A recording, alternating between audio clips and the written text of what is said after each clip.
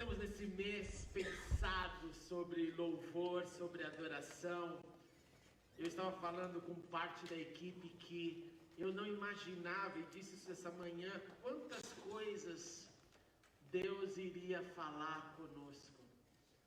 Porque nós achamos às vezes que depois de um tempo na convivência da fé, nós já sabemos tudo sobre louvor, já entendemos tudo sobre adoração. E aí quando você vai descendo em águas mais profundas, você vai descobrindo que ali tem camadas e mais camadas que a gente não chegou nem perto ainda. Do que é realmente uma vida de louvor como estilo de vida, por exemplo, em todas as circunstâncias. Numa vida de louvor diante das guerras, diante das lutas, diante do incerto, diante do inesperado. Uma vida de louvor diante daquilo que você nunca pensou que poderia acontecer com você e de repente aconteceu. E você tem que então adquirir este novo louvor para aquilo que é novo na sua vida. E é um novo que a gente não queria jamais que chegasse até nós. Então tem muito e muito aí para a gente aprender e para a gente viver. E nesta noite, dando continuidade, e nesta manhã, para quem não veio, nós falamos sobre louvor em todo o tempo. Nós falamos sobre aquilo que você deve ter lido também no boletim, sobre fazer a sua playlist, a sua lista de louvor e de oração. E semana após semana você ouviu aqui eu falar que nós aprendemos louvor através das histórias de Israel, aprendemos sobre louvor através dos dramas que Israel viveu, cantando nas guerras, tocando instrumentos diante de Jericó. Israel que aprendeu a louvar desde o tabernáculo, depois indo para o templo. Israel que tem o seu livro de louvores, os Salmos. Israel que nos ensina a como chegar diante de Deus em qualquer momento, em qualquer situação.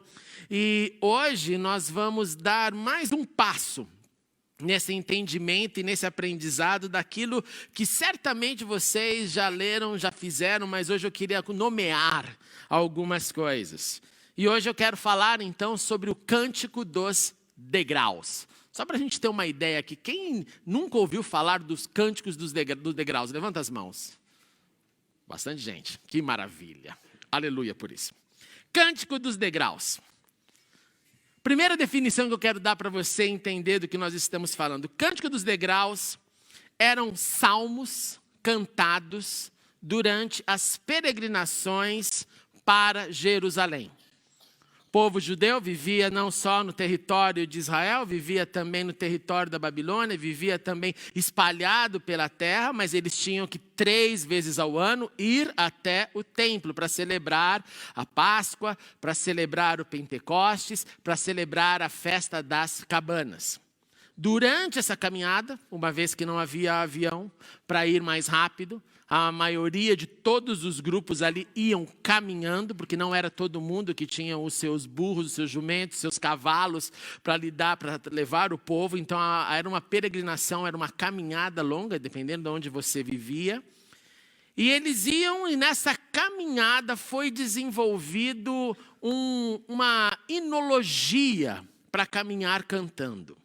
E essa hinologia para caminhar cantando, ela tinha uma grande apoteose. E a apoteose desses hinos era quando chegava ali aos pés do templo. Vem para a próxima foto para você dar uma olhada nas escadas. Aí é uma arte do templo de Jerusalém. E você tem aqui do lado direito, tá vendo? Você tem ali escadas, bem do lado direito.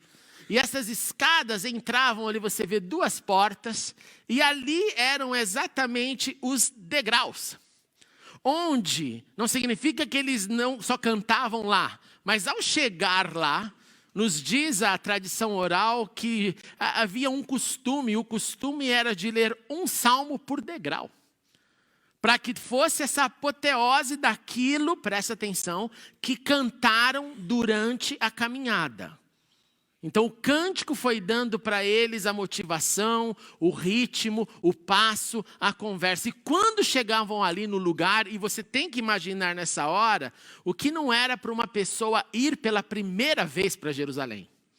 Lembra o dia que Jesus foi para lá? Jesus tinha 12 anos quando a Bíblia diz pela primeira vez que ele chega lá. Se ele foi antes, nós não sabemos. É claro que ele foi apresentado ao templo, mas aí ele tinha 8 dias só. Mas depois a Bíblia nos fala que seu pai e sua mãe iam todos os anos, e que então com 12 anos é quando o papai José e mamãe Maria esquecem Jesus lá e ele fica lá conversando com os mestres da lei.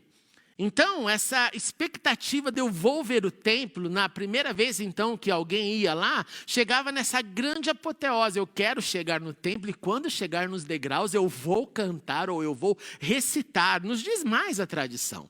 Nos diz que sacerdotes ficavam então no topo das escadas e no topo da escada também com levitas com suas trombetas.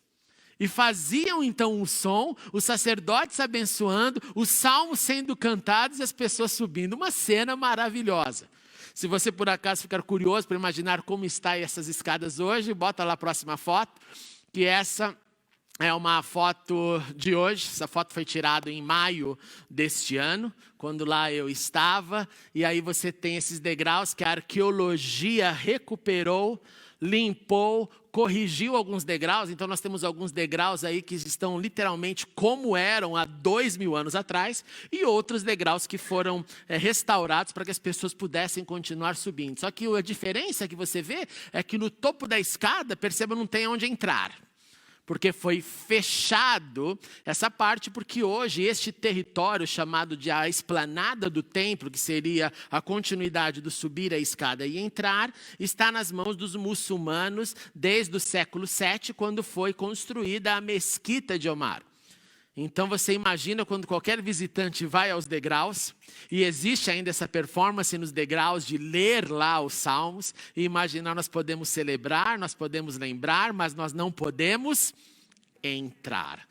E é daí que vem o termo lamento, e daí que vem o termo choro, oração, para que um dia possa haver novamente o templo de Jerusalém. E aí, nessa então expectativa, nesses degraus, nesse local, nós temos então um conjunto de salmos desses louvores. E o conjunto de salmos desses louvores começava com o Salmo 120 e ia até o Salmo 134. E o que eu quero te convidar para fazer essa noite é que nós possamos juntos ler só uns highlights, só alguns trechos desses salmos, para você se imaginar aqui na sua peregrinação de vida. Esse é o convite. Imagine a sua peregrinação, a sua jornada, e como seria a sua jornada, ou melhor, como pode ficar a sua jornada de fé, se por acaso você incorporar a sua jornada de louvor e adoração, o cântico dos degraus. Vamos ao primeiro slide, Salmo 120, geralmente está entre verso 1 e 2, eu não coloquei exatamente aí, porque vai fazer parte da lição de casa. Então, simplesmente, no Salmo 120, diz o primeiro salmo, o primeiro cântico dos degraus: eu clamo pelo Senhor na minha angústia, e Ele me responde. A primeira informação que esse salmo nos dá é que os peregrinos, claro, também viviam a angústia. Que não ia para Israel só para Jerusalém, só quem estava maravilhosamente bem, então agora esse ano conseguimos todos os recursos, então nós vamos caminhar lá. Não, iam pessoas para lá com total angústia, mas aí você pergunta, por que ia na total angústia? Alguém aqui gosta de viajar angustiado? Primeiro, que a angústia pode ser a falta de recursos para você fazer a viagem. Segundo, que podem ser angústias da sua vida, do seu dia a dia, da sua rotina. Então, de abertura desse cântico, você já tem essa primeira expressão: eu clamo pelo Senhor na minha angústia, e Ele me responde. O salmo aqui não fala sobre Deus me livra das angústias, mas ele fala eu clamo, e há resposta quando eu clamo ao Senhor. Segundo Salmo 121. Imagine na sua jornada, na sua caminhada, eu levanto os meus olhos para os montes e pergunto, de onde vem o meu socorro? O meu socorro vem do Senhor que fez os céus e a terra. Quando chega esse salmo eu já fico feliz da vida, porque imagina se eles estivessem falando só que para eles dá tudo certo, para eles não há problema, é só alegria. Não, é a angústia primeiro e agora é socorro. Mas de novo a certeza nas peregrinações de que ele pode olhar para cima. Ele pode olhar para onde ele sabe que tem socorro para vir. E é impressionante que aqui ele adiciona o componente do poder de Deus. E o componente do poder de Deus aqui está descrito no Senhor que fez os céus e a terra. Esse é o momento para quando a gente se perde assim dos nossos problemas e esquece que nós estamos lidando com o Criador do universo que olha para a gente. E não é fácil lembrar desse detalhe, porque os nossos problemas nos sufocam. Mas o salmista aqui deixou claro que nesses hinos, nesses cânticos, então nessas lembranças cantadas, as pessoas deveriam então lembrar que tem socorro e o socorro vem do Criador do universo. Terceiro salmo, Salmo 122. Olha que bonito.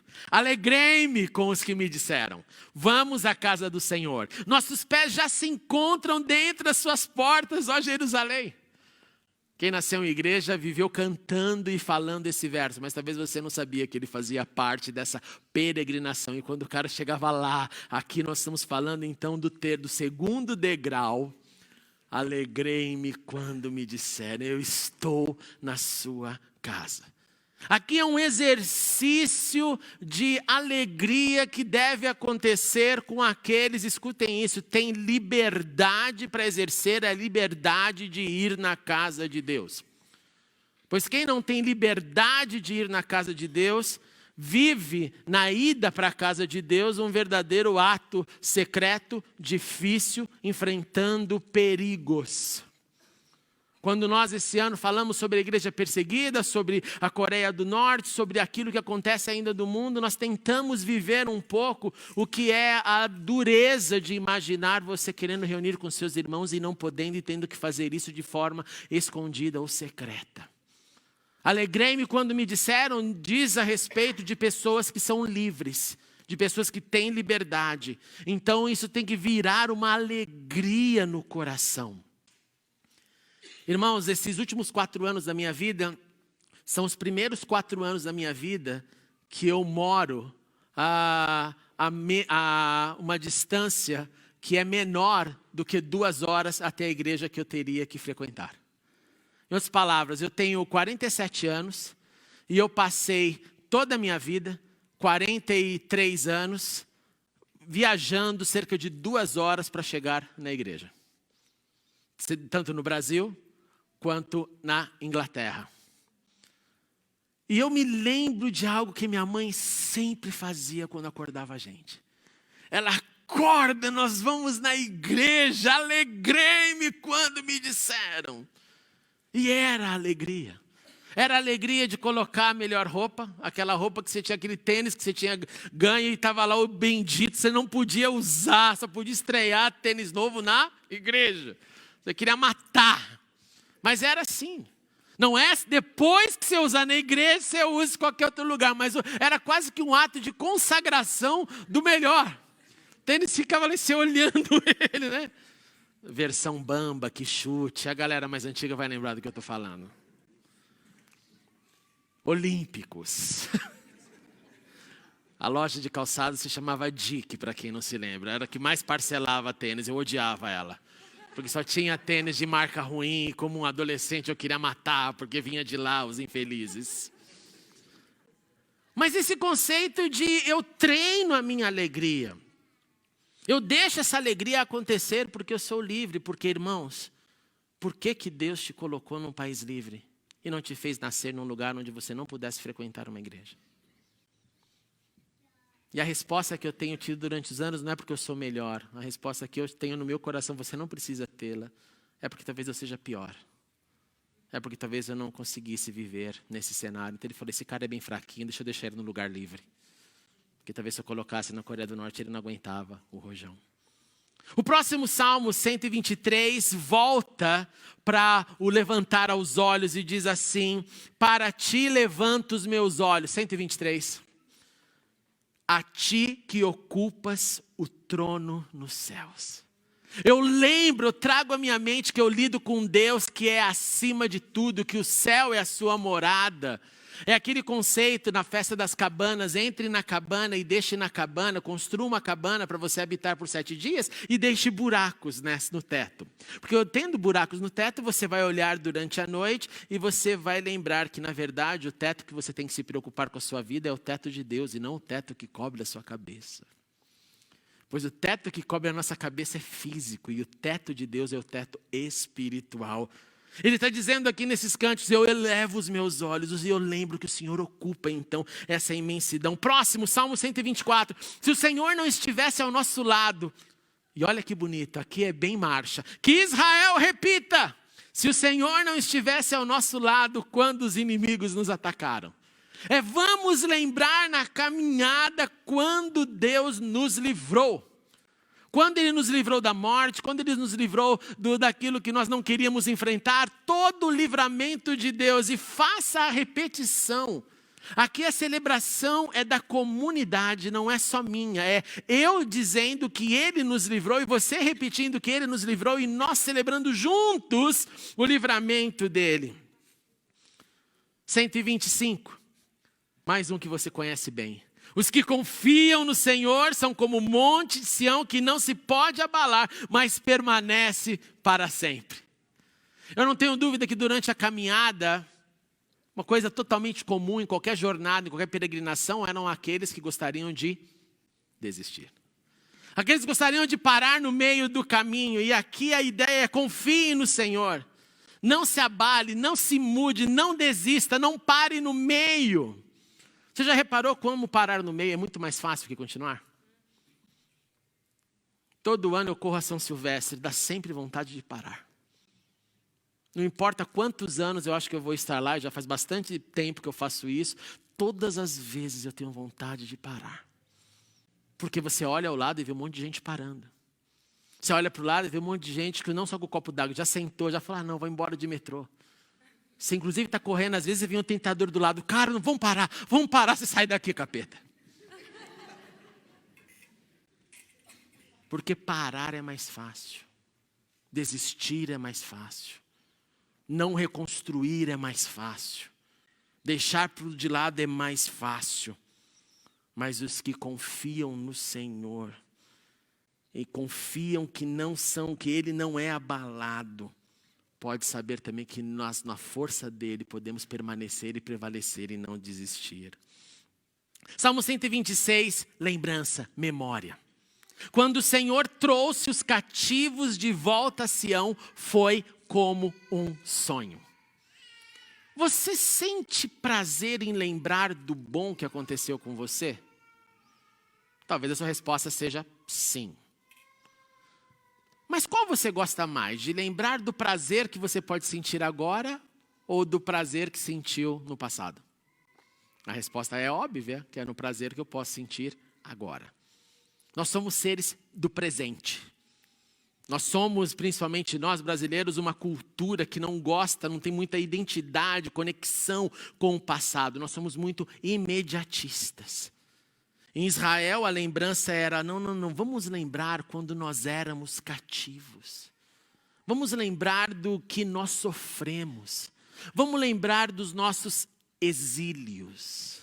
E vamos lembrar como nós nos sentimos. Nós sentimos como quem sonha.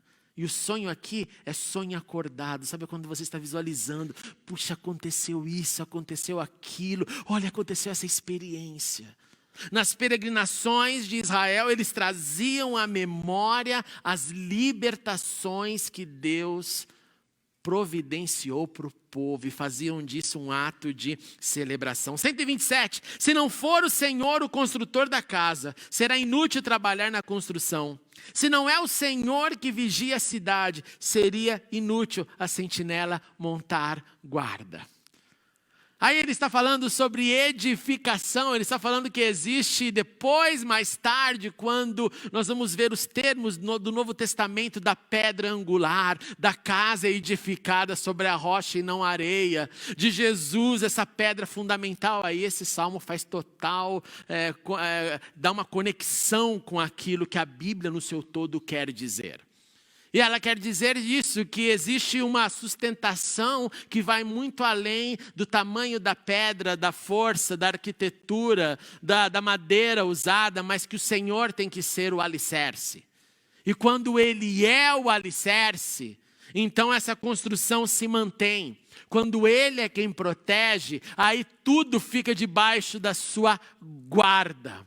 Nessa peregrinação, o povo era lembrado a pensar o tempo inteiro que eu não estou, preste atenção, eu não estou na minha casa, eu estou caminhando, mas eu estou lembrando que o Senhor é quem edifica tudo o que sou, inclusive a casa que deixei, inclusive o corpo que habito, inclusive esse corpo que depois, quando nós entendemos hoje, que é uma casa espiritual, que é um templo do Espírito Santo. Se o Senhor não for o construtor disso, de nada conseguiremos fazer. 128. Como é feliz quem teme ao Senhor, quem anda em seus caminhos. Na peregrinação também nós precisamos trazer à cabeça, à mente, que existe um outro estilo de vida que é além do louvor, que é o nosso temor. E temor não é ter medo. Temor é a consciência prática de que o Senhor sabe tudo, vê tudo, e que eu preferi, por livre e espontânea vontade, obedecê-lo, porque temo a sua voz. E por que temo a sua voz? Porque sei que Ele tem o melhor caminho para mim. Então o meu temor não é gesto de medo, o meu temor não é porque senão Ele vai fazer isso ou aquilo, de maneira nenhuma. É porque eu entendi que eu prefiro confiar no que Ele diz do que confiar na minha cabeça, nos meus passos, no meu caminho. Quem faz assim é feliz, segundo esses que peregrinavam. Salmo 129.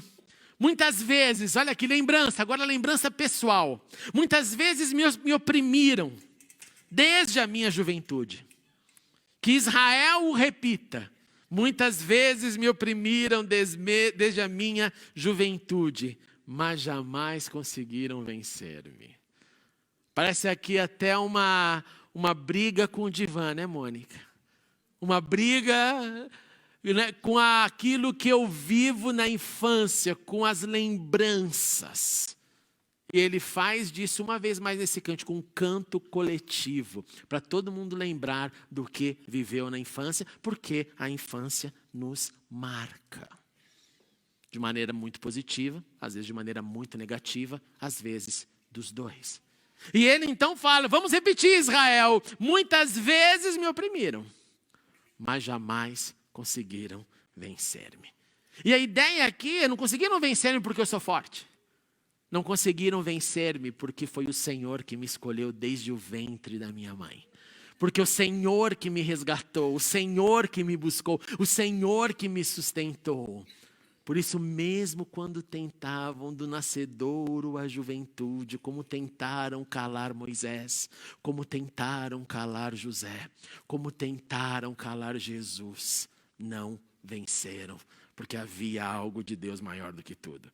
Salmo 130, das profundezas clamo a ti, Senhor.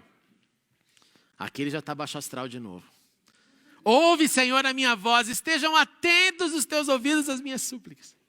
Você percebe então que cada salmo devia dizer algo sobre uma pessoa específica. Aquele que estava muito muito tô legal, e o outro que estava não também legal. Era um mix de emoções e de orações, porque é isso que acontece em qualquer lugar onde haja um grupo. Onde tem um indivíduo, eu tenho um sentimento. Onde tem 2, 3, 4 mais pessoas, nós temos vários sentimentos. E aqui esses cânticos tentam então encapsular todo mundo, conter todo mundo no mesmo lugar. E vamos todos aqui dar as expressões que nós estamos sentindo. E se eu não estiver sentindo a sua, não tem problema, eu vou dizer com você. Por isso que eu repito a Israel, eu vou participar da sua aflição. 131, Senhor, o meu coração não é orgulhoso. Os meus olhos não são arrogantes. Primeiro aqui é uma confissão fantástica.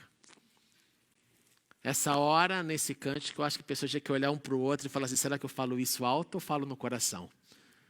Porque se porventura eu fosse alguém orgulhoso, não seria legal eu dizer isso nessa hora.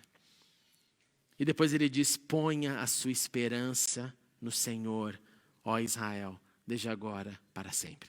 Para aqueles que estão brigando ainda com o coração orgulhoso, para aqueles que ainda estão brigando com a arrogância, estão tentando se domar ou dominar o domínio próprio, olha, coloca a esperança em Deus. Sai dessa, deixe que a coragem que te dê forças para dizer, eu quero ser o que Deus quer que eu seja e não aquilo que eu acho que devo ser. Salmo 132, Senhor, lembra-te de Davi e das dificuldades que ele enfrentou. Nessa manhã nós estudamos sobre a dificuldade quando ele estava com tanto medo que ele começou a babar fingindo que era louco. Ou que ele disse que o rei havia o mandado numa missão para que alguém pudesse dar pão para ele. Tudo mentira.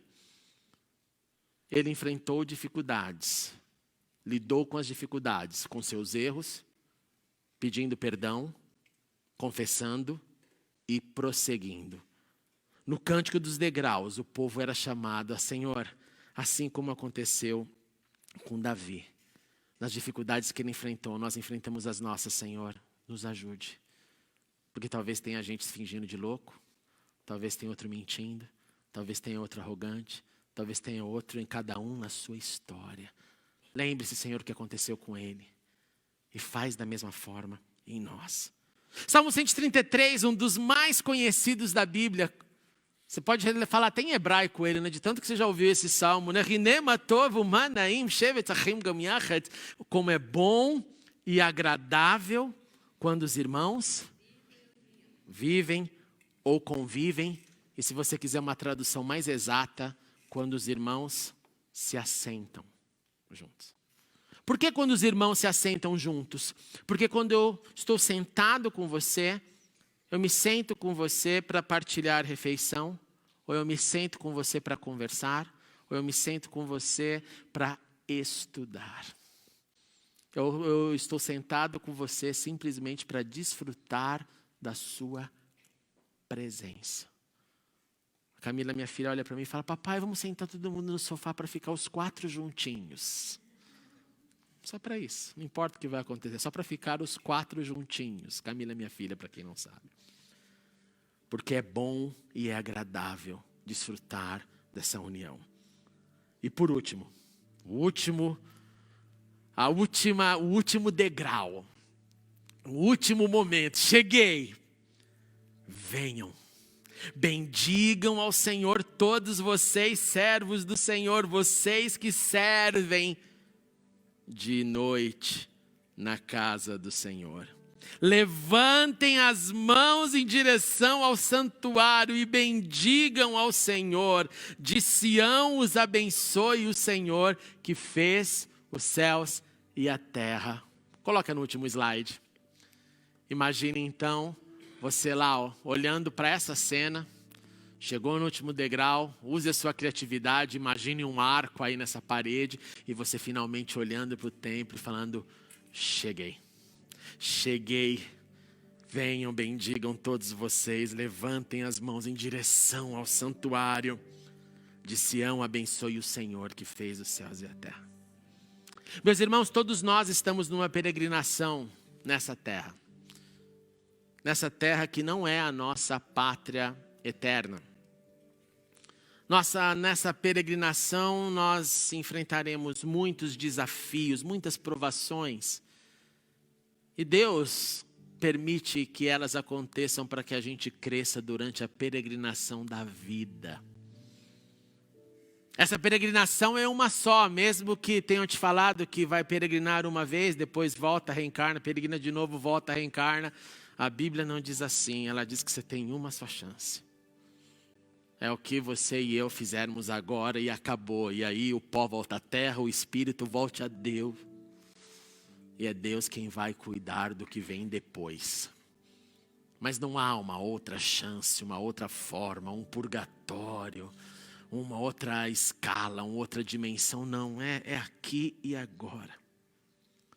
O Cântico dos Degraus nos desafia, nos encoraja então a ampliar as nossas expressões de louvor durante a nossa peregrinação. E nessa semana eu quero te encorajar a ler esses salmos. Anote aí, Salmo 120 a 134. Coloque na sua semana. Leia em cada momento que você tiver, pegue e leia uma vez. Tem uns pequenos, outros um pouquinho maiores, mas são todos pequenos. E leia e fala, Senhor, deixa eu encarnar esse negócio, para na minha jornada eu começar a ir além do glória a Deus, aleluia, aleluia, glória a Deus, aleluia, aleluia, glória a Deus. Não que isso seja ruim, mas que você vê que na história do louvor de Israel, tinha himnologia, tinha temas. E quando o tema não pertencer a você, quando você fala, não, esse tema não tem a ver comigo, eu não estou vivendo isso. Fale, Senhor, quem lá da comunidade, da minha vida, dos meus parentes, quem está vivendo isso que eu sei, Senhor? E aí, peregrine espiritualmente por aquele que está vivendo aquilo que você não está. Colocando em oração, peregrinando por ele. Como o profeta nos diria, se coloque na brecha para peregrinar por alguém que você sabe que está passando por isso. Essa é a ideia de todo esse salmo. E que assim sendo, que nas nossas peregrinações, a gente nunca se esqueça que o Senhor, Jesus nos disse que estaria conosco todos os dias, até a consumação dos séculos. Que Ele estará conosco na partida das peregrinações, durante as peregrinações, na chegada aos degraus. E quando nós chegarmos lá no primeiro degrau, Ele vai estar falando, vem, continua, continue. E quando se chegar lá em cima, no último degrau, no nosso encontro com Ele, Ele está lá para dizer, bem-vindo. Venha para o descanso, soldado bom e fiel, porque não deixou que o mundo afogasse o teu coração, a tua alma, não deixou com que o canto da terra fosse mais forte que o canto dos céus, e lá continuaremos a cantar hinos de louvor ao Senhor. Vamos ficar em pé. Vamos dar as mãos, meus irmãos. Vamos dar as mãos, pode fechar aqui o corredor, vamos dar as mãos.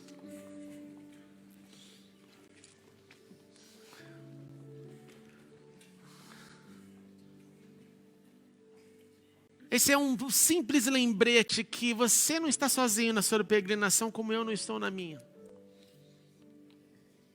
Que cada um aqui tem uma jornada, mas se eu começar a me preocupar também com a sua, em oração, em carinho, em amor, eu posso te ajudar e você também pode me ajudar.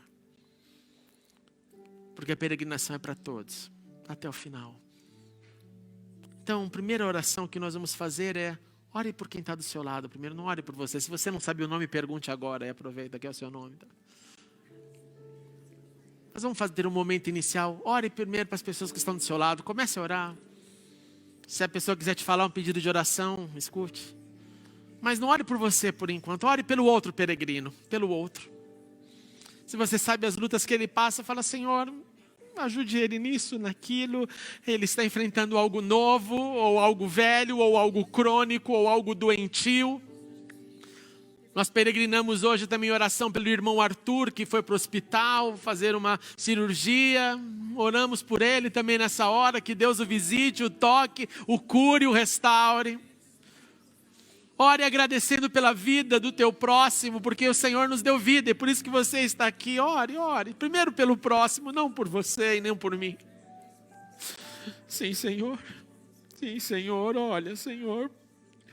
Olha para todos que me cercam, Senhor. Olhe, Senhor, com teu amor, com teu...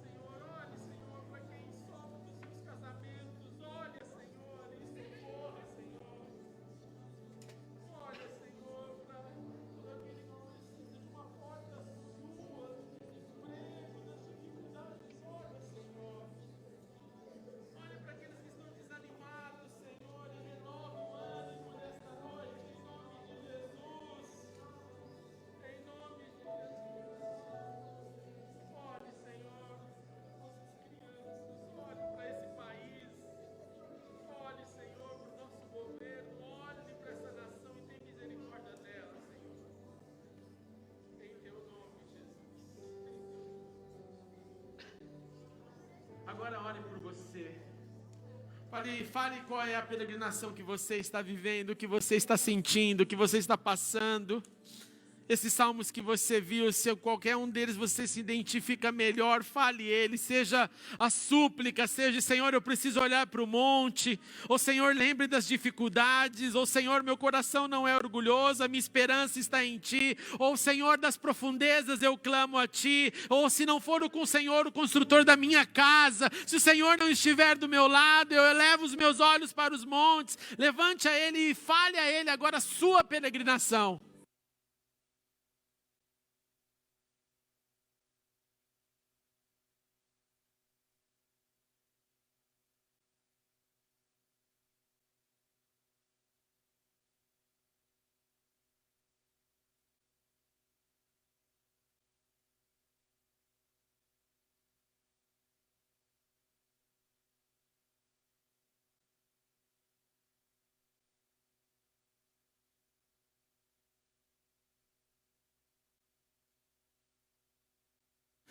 Senhor, entregamos as nossas súplicas no Teu altar, como se estivéssemos no topo dos degraus. Entregamos aos Teus pés, aos pés da cruz, para dizer a Ti: receba toda a nossa ansiedade e cuide de nós, Senhor. Cuide das nossas aflições e dê-nos forças para encarar as nossas aflições pelo poder do Senhor. E vencer pelo poder do Senhor. E ajuda-nos, Senhor, em toda a peregrinação, não nos esquecermos dos benefícios que já vivemos contigo. Nos lembrarmos de tudo o que o Senhor fez. E confessarmos que sabemos que o Senhor fará ainda mais. Porque Tu és Deus Todo-Poderoso. E a Ti louvamos e a Ti aplaudimos. Aleluia, bendito é o Teu nome, Senhor. Oh, aleluia, aleluia, aleluia, aleluia, Senhor. Glória ao Teu nome, Senhor. Glória ao Teu nome. Oh, aleluia. Glória, glória a Ti. Aleluia. Abrace seu irmão e diga para ele: estou com você na sua peregrinação. Reafirme o seu amor. Estou com você na sua peregrinação. Glória a Deus. Juntos na peregrinação. Tati e Rafa, juntos na peregrinação. Juntos, Mônica, Verde, juntos, irmãos, juntos na peregrinação. Juntos, Eltinho, na peregrinação. Aleluia, aleluia.